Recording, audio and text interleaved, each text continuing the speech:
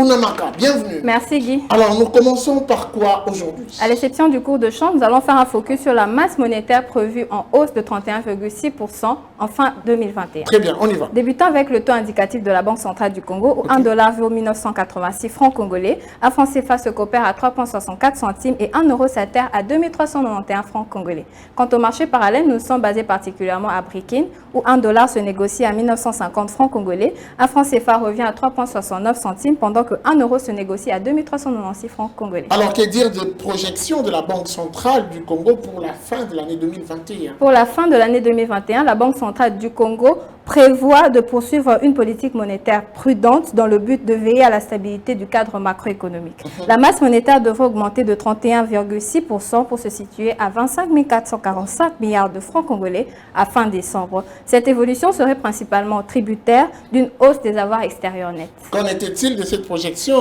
le premier trimestre de l'année 2020? Durant le premier semestre. Justement. Durant le premier semestre. Ouais.